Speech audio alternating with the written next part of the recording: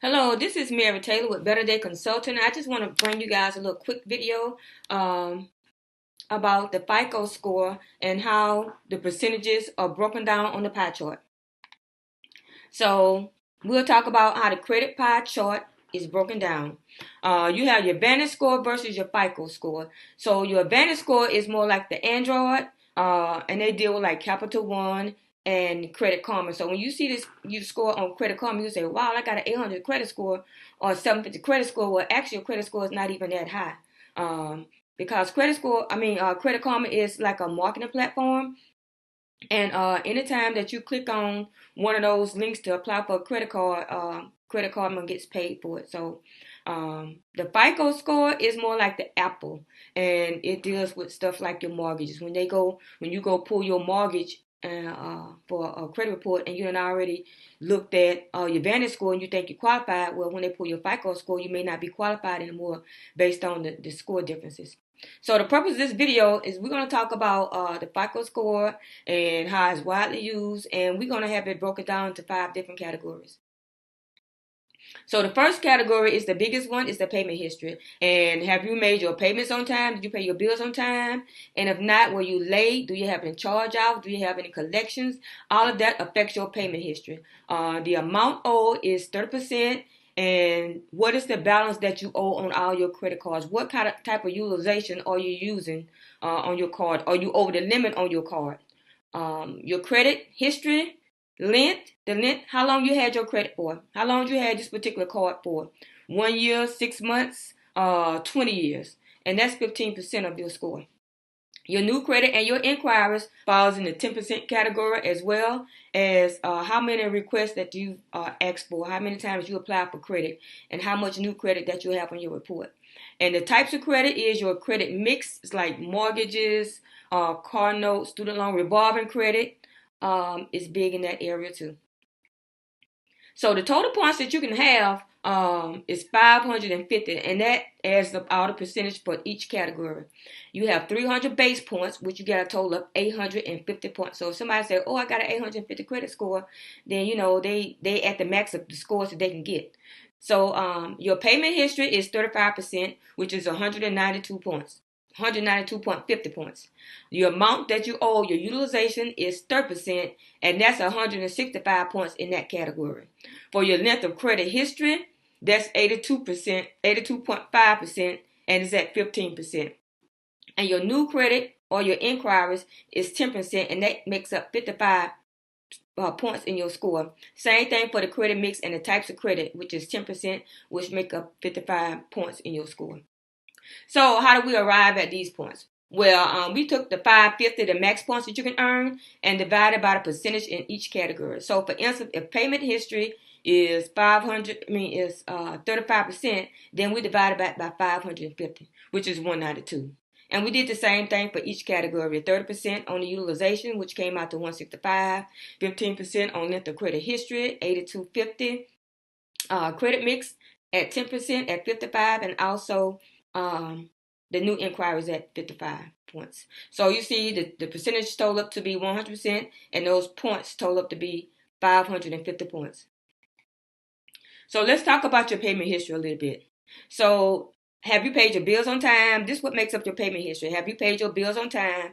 If you just started off with credit, don't have any credit, then it'll take at least 4 to 6 months for a score to generate on your credit score, for your initial score. If you already have credit, then I'm not talking about you in here. Just somebody that don't have credit at all. So your late payments, your charge-offs, your collections, they will prevent you from maximizing the total number of points in this category. The amount owed is your 30% utilization and your debt, which is 165 total points. So how much of your credit limit are you using? Are you going to max on it? Some people may have a credit card or of like $1,000, and they're at $900. That's 9% of utilization, and we trying to get you 30% or less. So stay under 30% not to lose points in this category. And I did an example here. You have the $500 credit card used at 30%, and then you have the $500 credit card used at 10%, and you can see the difference right there. And at $5,000, if you're using that, you get using 30% is $1,500. So you can't go over that. So if you're using $5,000 credit card on the other side and you only use 10%, that's only $500, and that's a good place to be at. So the length of credit history is at 82.5%.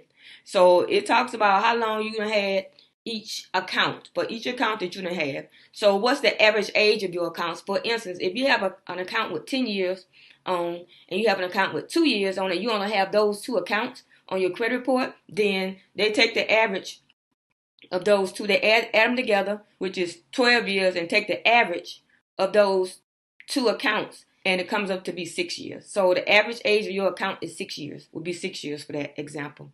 So can't nothing cure this but time. So time going to have to pass by for you to have your length of credit history, because it starts from the date that your account was open.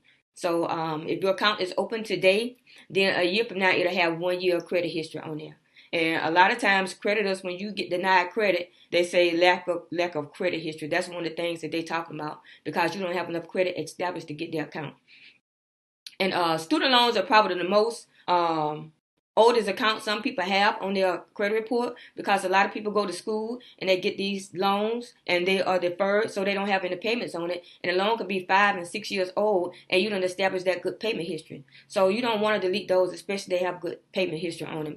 And most people lose points in this category too, because they close their accounts. Don't close any of your accounts out, even though you may not be using them or anything like that. Don't close them out. Let the merchant close them out. But you go ahead and keep that line of credit open so it can count against your how much credit you have in your utilization.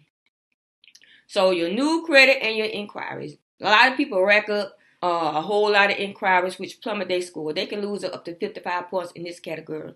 And multiple hard inquiries, they are high risk to lenders. They don't want to see people with a whole lot of inquiries on their credit report, because it looks like they're starving for credit. How many hard inquiries do you have? How many new accounts do you have? All that phases into this category as well. So hard inquiries stay on your report for 24 months. But for the most part, hard inquiries can't be removed unless it's identity theft or you didn't give permissible purpose. You have to give permissible purpose for somebody to run your credit. Hard inquiries usually for like mortgages and cars and automobiles and stuff like that, and credit cards.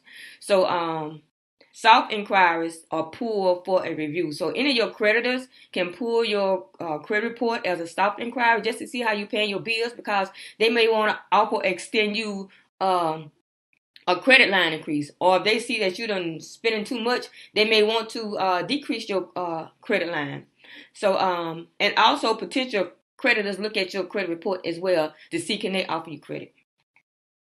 So we're going to talk about the types of credit mix, which are, you got like the revolving, you got the installment. But for an example, installment loan could be like a house payment or a car payment, for example. And they may give you 48 months the terms. So every month for 48 months, you're going to pay, for example, $500 on your car note or your mortgage note or whatever kind of type installment loan you have. Revolving credit is using it over and over and over. So if you got $1,000 so we use the example, we just use $5,000 credit limit, and you use up to $1,500 using 30%. Well, you don't want to go over that, of course, but then when you pay it back down, you use it again. You just keep on revolving until they increase your credit limit, or you just pay it off. So we're going to recap. We talked about the VantageScore versus the FICO score.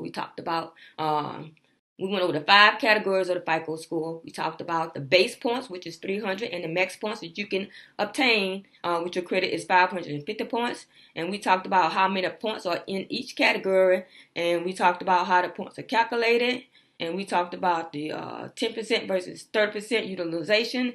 And we also talked about hard inquiries versus soft inquiries. So we do offer free credit consults.